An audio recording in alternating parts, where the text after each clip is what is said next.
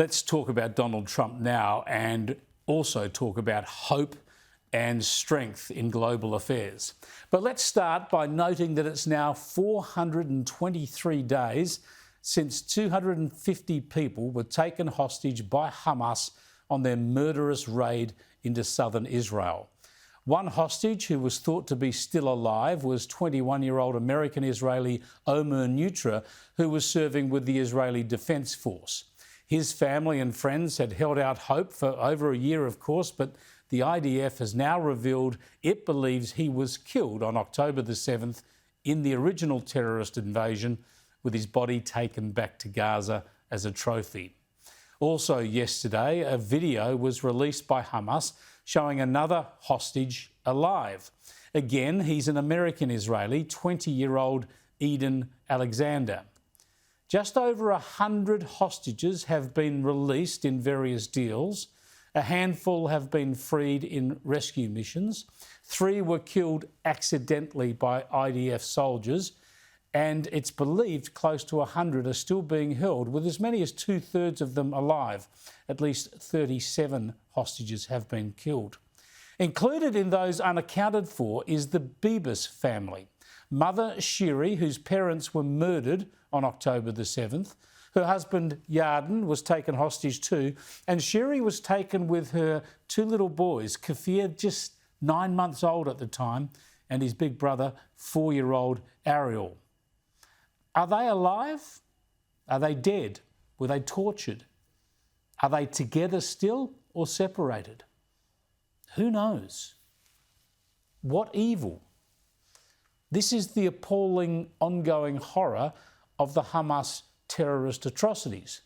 And regular viewers will know that I put this badge on air on the 6-month anniversary of the taking of the hostages, just my little symbol that we'll not forget them, that the world will not forget the hostages, and that they must be returned. But sadly, for most of the past year or so, it seemed like the world has forgotten them. Politicians and advocates who should have started every comment on the war with a demand for the hostages to be returned have instead slammed Israel and called for ceasefires. I've been disgusted and frustrated by this all along, as you know, and many of you have been too. You've told me. But now there is new hope. There is hope because the man who will be sworn in again as President of the United States on January the 20th next year has bought into this issue on social media, and Donald Trump has been clear and strong. And his priority is firmly with the hostages.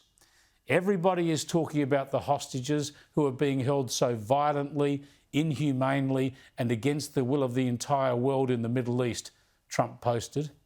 But it's all talk and no action. He said, let this truth serve to represent that if the hostages are not released prior to him being sworn in, there will be all hell to pay in the Middle East and for those in charge who perpetrated these atrocities against humanity. Trump said those responsible will be hit harder than anybody has been hit in the long and storied history of the United States. Release the hostages now.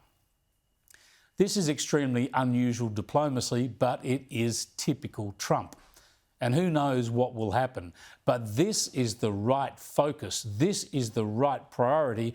And it is the approach the whole world should have been adopting since October the 7th last year, instead of trying to appease terrorists and demonise Israel.